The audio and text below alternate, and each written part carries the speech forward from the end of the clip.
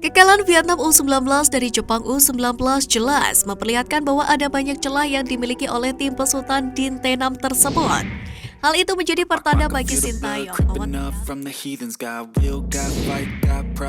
berkat bantuan Jepang, Sintayong berhasil kantongi kelemahan Vietnam. Tim nasional Vietnam U19 baru saja menelan kekalahan menyakitkan lantaran tumbang endal 5 dari Jepang U19 di laga uji coba yang berlangsung pada 17 Agustus kemarin. Kekalahan telak itu lantas menjadi angin segar untuk timnas Indonesia U19 karena Sintayong semakin mengetahui kelemahan dari Vietnam U19. Timnas Indonesia U19 pun ikut diuntungkan dari kekalahan memalukan 0-5 yang dirasakan Vietnam U19 dari Jepang U19 itu. Sebab dalam waktu dekat ini, tepatnya pada 10 hingga 18 September 2022, skuad Garuda Nusantara akan kembali berjumpa dengan Vietnam U19. Yakni tepatnya kedua tim akan berjumpa di kualifikasi Piala Asia U20 2023, yang mana turnamen itu akan digelar di Indonesia. Timnas Indonesia U19 sendiri diketahui tergabung di grup F bersama dengan Hong Kong, Timor Leste, dan tentunya Vietnam. Bila melihat lawan-lawan timnas Indonesia U19 di grup F kualifikasi Piala Asia U20 2023 itu, maka Vietnam akan menjadi salah satu musuh yang tersulit bagi Sintayong.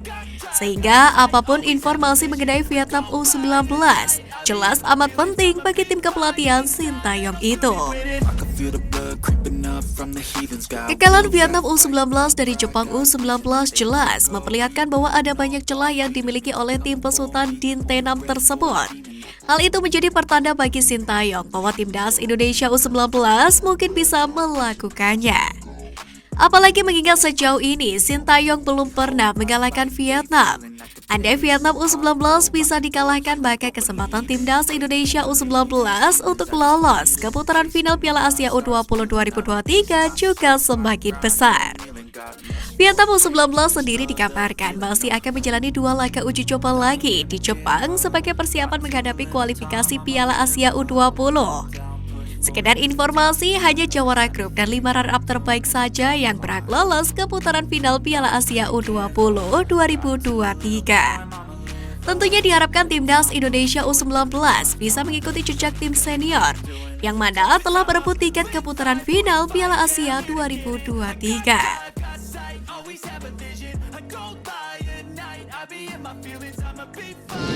Tiba-tiba diundang di acara televisi, Bima Sakti beri pesan menohok untuk skuad Garuda Muda.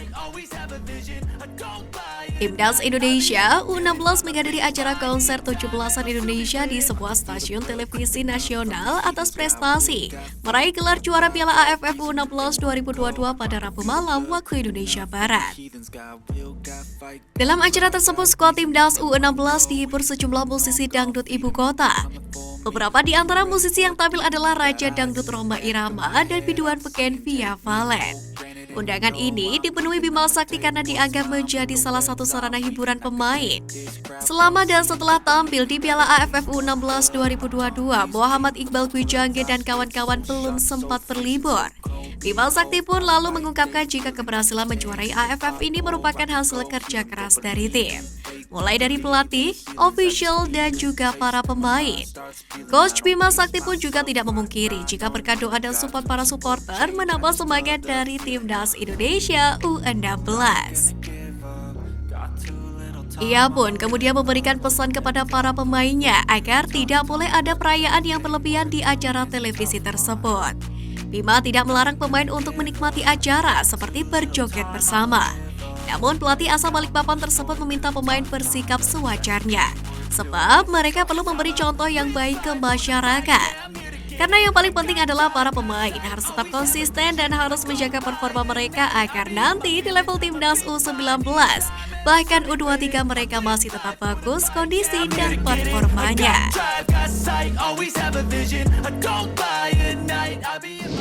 Sindir pemain keturunan, media Vietnam tantang timnas Indonesia kalahkan Golden Star.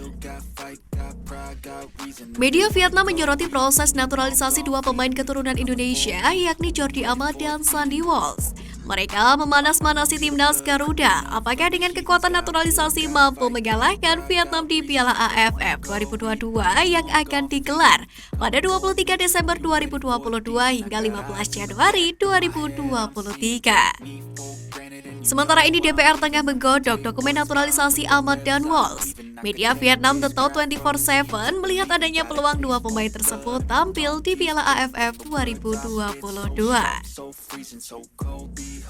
Media Vietnam The Tau 24/7 pun menantang pelatih timnas Indonesia Sintayong untuk mengalahkan Vietnam pada Piala AFF 2022. Secara halus, The Tau 24/7 melontarkan pesuiwan kepada Sintayong. Pasalnya pelatih asal Korea Selatan itu belum mampu mengalahkan Vietnam di beberapa kelompok umur. 3 pertemuan terakhir Sintayong dan Vietnam sendiri berakhir dengan 2 hasil imbang dan 1 kali kekalahan.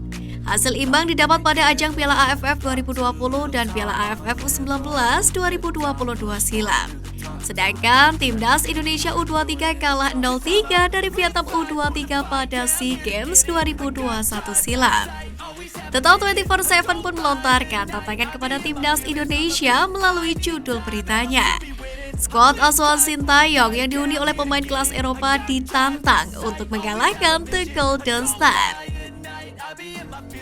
Indonesia akan menaturalisasi bintang Eropa, siap menghadapi Vietnam di Piala AFF. Tulis The Tau 24/7 dalam beritanya. Selain itu, media tersebut juga menyorot adanya kemungkinan timnas Indonesia bersua dengan Vietnam di babak penyisihan grup. The Tau 24/7 lantas menyebut bahwa timnas Indonesia dan Vietnam akan berada dalam satu pot pada drawing Piala AFF 2022 nanti. Satu hal yang pasti, timnas Vietnam tidak akan berada di pot unggulan yang sama dengan Indonesia. Ini berarti undian sepenuhnya dapat membawa kedua tim saling berhadapan di babak penyisihan grup. Tulis berita tersebut. From the words I spit, so sharp, so freezing, so cold. Behold, frostbite they feeling. I could tear you apart, or I could go heal them. Don't believe in fate, don't believe in ceilings. I just need a taste, and my mind starts peeling. I don't pace myself, I grind on kneeling. Got lust for